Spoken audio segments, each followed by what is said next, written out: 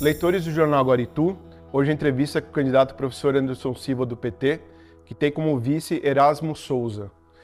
Anderson Silva é professor da rede pública estadual, sendo graduado em Ciências Físicas e Biológicas.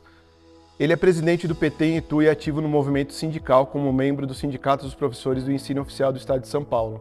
Em 2020 foi candidato a prefeito. A coligação Itu da Esperança é composta pelos partidos Rede e Sustentabilidade, PT, PSOL, PV e PCdoB, somando 17 candidatos a vereador. Anderson, seja bem-vindo ao nosso canal. Eu agradeço, Gabriel, essa oportunidade e a democracia, ela se faz necessária nesse momento.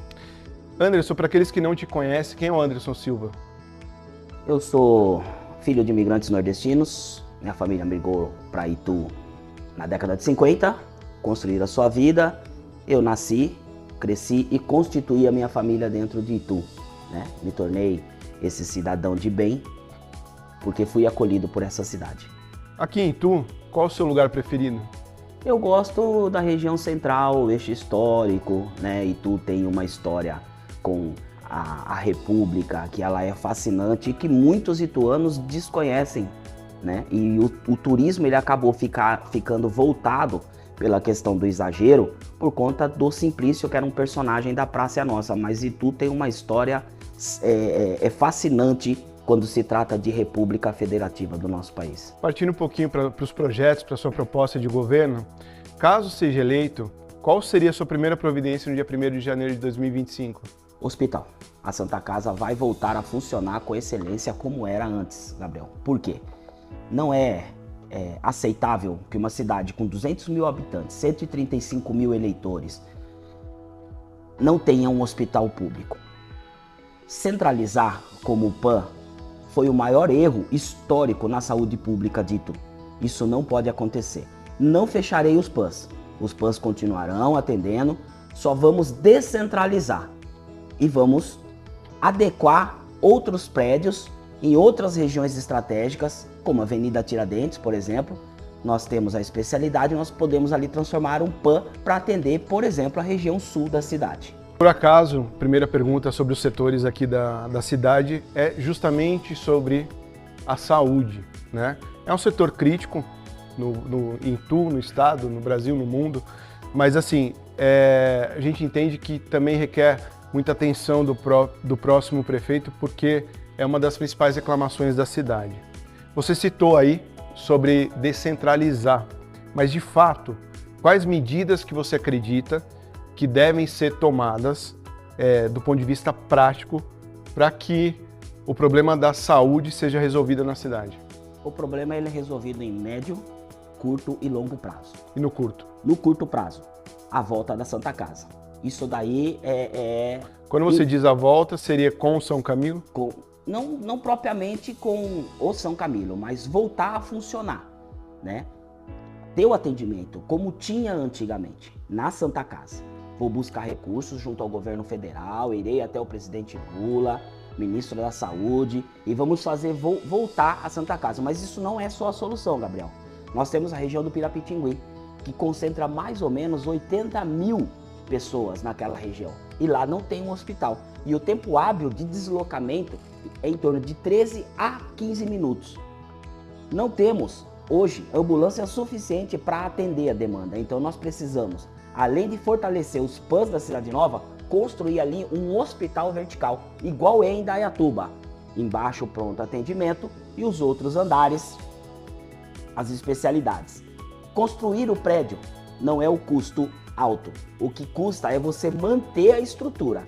Mas nós vamos, chegando lá, eleitor ituano, nós vamos construir um hospital na Cidade Nova. O local será ali onde hoje é a subprefeitura da região do Pirapitingui. Essa seria a sua principal providência? Esse hospital vertical? Não, no Pira. A minha principal providência é a volta da Santa Casa. Descentralizar os atendimentos, não fechar os PANs. Os PANs continuarão atendendo as demandas por regiões, norte, sul, leste, oeste. E a Santa Casa voltar a atender. Na região do Pirapitingui, só o PAN é insuficiente para 80 mil habitantes. Nós vamos construir a médio ou a longo prazo, o hospital vertical, descentralizando e desafogando o PAN da Aparecida e da Vila Martins.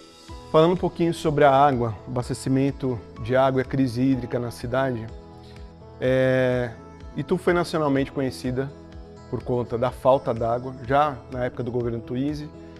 O atual governo realizou investimentos nessa área, mas ainda é um setor crítico que a população realmente aponta muito, junto com a saúde.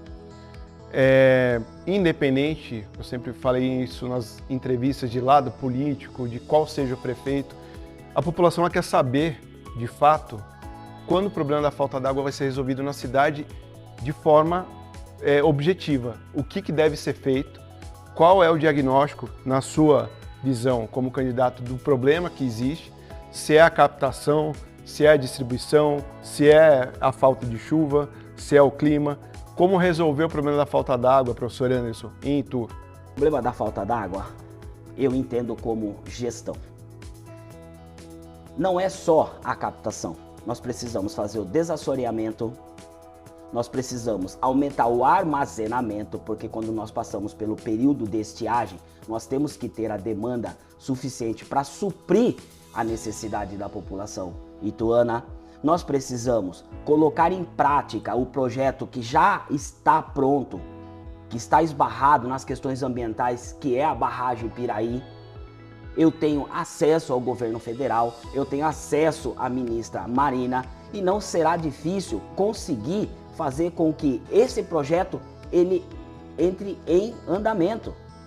O que aconteceu hoje? Nós temos aí governos que contribuíram, que venderam o SAI lá atrás a troco de caixa para meia dúzia de burgueses, que os mesmos hoje está se apresentando como candidato, que é o causador do grande problema da falta da água. E de lá para cá nenhum dos nossos gestores resolveu o problema. Nós temos a solução. Você, eleitor ituano, eu tenho a solução para a crise hídrica em Itu e nós vamos fazer. Pode ter certeza disso. Sobre a geração de emprego, desenvolvimento econômico, é um tema também que, quando a gente pega o público da cidade, os cidadãos, eles olham para as cidades vizinhas e sentem que Itu poderia estar um pouquinho mais à frente, com o distrito industrial mais forte, com empresas vindo, independente da qualidade, da quantidade, sempre a população quer mais empresa e mais emprego. Eu te pergunto, caso seja eleito, quais são os seus projetos para atrair essas empresas para a cidade? O carro-chefe é a industrialização da cidade. Nós temos duas áreas aqui em Itu que pode ser industrializada. Uma na entrada ali da Cidade Nova, que é a região do Pirapitingui, que vai da entrada da Cidade Nova até o Parque Maeda. Ali pode ser um distrito industrial. Ali era uma área do estado, foi doada para o município, já está no plano piloto da cidade e não sai do papel. Para industrializar a cidade, Gabriel, você tem que incentivar o empresário. O empresário, o que ele visa? Lucro. Se você pedir para o empresário que ele dê algum benefício para você, o empresário não vem. Mas a partir do momento que você incentiva esse empresário, reduzindo alguns impostos, colocando a área à disposição dele por um período que ele possa ter uso dessa área, ele vai vir. Aí nós vamos ter empregabilidade. O que acontece em Itu, até o presente momento, eu tenho 48 anos. Historicamente, não se tem esse incentivo. Empresas boas, que empregavam bastante, foram para cidades vizinhas, porque não teve incentivo fiscal para poder instalar. Eu vou dar um exemplo bem básico. Vamos falar aqui da Blue ID. A Blue ID é um carro hoje que ele é produzido, ele é um carro elétrico, que é o futuro. Se você trouxer uma Blue ID, por exemplo, para Itu, nessa área industrial, o que vai acontecer? Você não vai trazer só uma empresa, você vai trazer mais de 10 empresas, você vai trazer a empresa que faz o chicote, você vai trazer a empresa que faz o para-brisa, que faz o pneu, que faz a suspensão. Eu estou falando de um segmento da sociedade. Agora você imagine um governo comprometido com a industrialização da cidade. Nós vamos revolucionar. O que eu preciso de você, eleitor? Apenas um voto de confiança. Itu nunca foi governado por um governo de esquerda, sempre governo de direita. E esse mesmo governo de direita deixou você, eleitor, sem água, sem emprego, sem moradia e sem hospital pense nisso quando você for votar. Aproveitando a deixa, é inevitável a gente fazer essa pergunta para você. Itu foi uma das cidades que, na última eleição a presidente, teve ali uma representatividade muito alta de votação para a direita, para o Bolsonaro. Eu estou aqui arredondando, mas mais de 70%, creio eu, votaram no governo de direita. Como você acredita que consegue superar essa corrida eleitoral? Qual a importância da representatividade da esquerda nessas eleições? E como que você crê que seja possível mudar a cabeça desses eleitores para que a esquerda vença pela primeira vez na cidade? Quero falar com você, eleitor. 40 anos de retrocesso. 40 anos governado por essa mesma direita. A esquerda nunca governou a nossa cidade.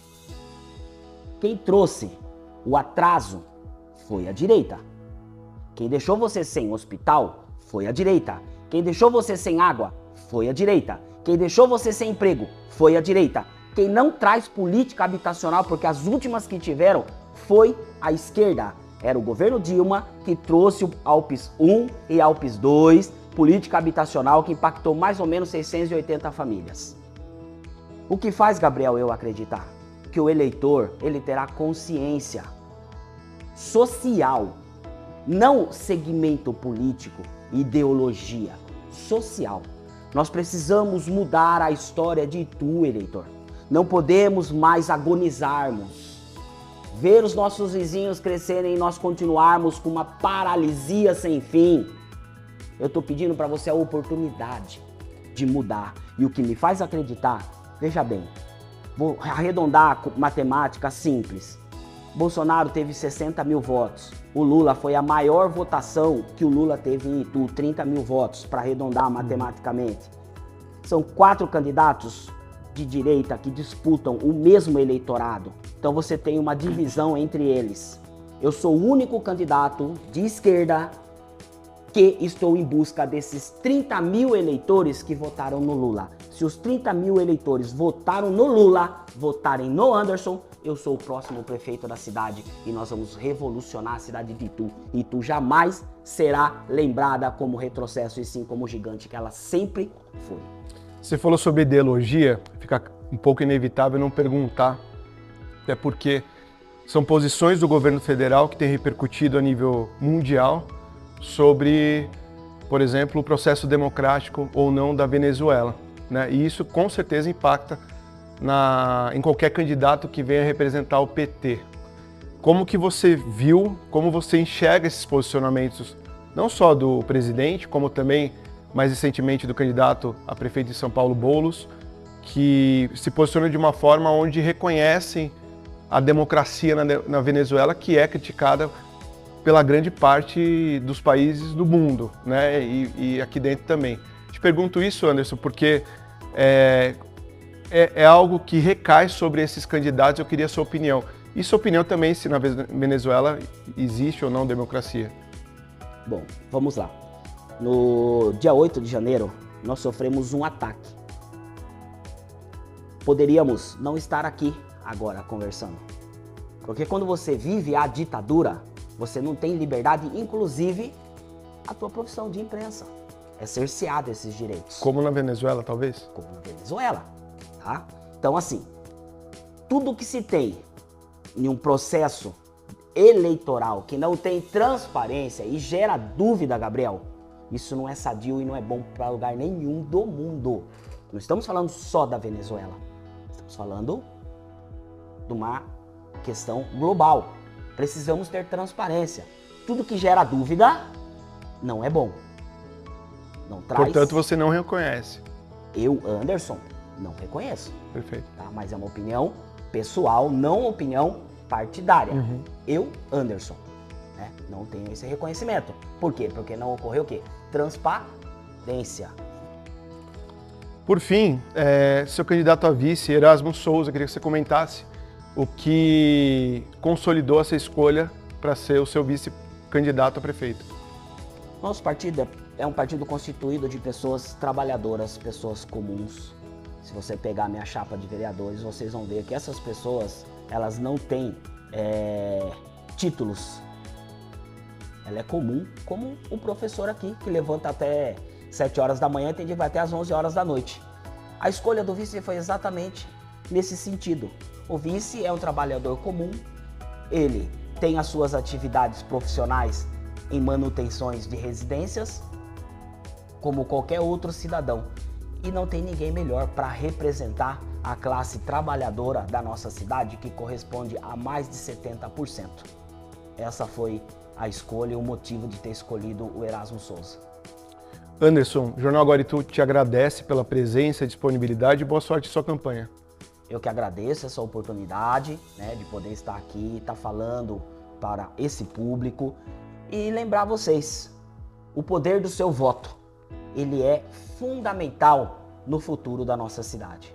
Eu peço para você, eleitor, uma oportunidade. Se daqui 4 anos, eleito, não fizer, vocês colocam para fora.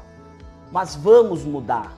40 anos de paralisia não dá, chega.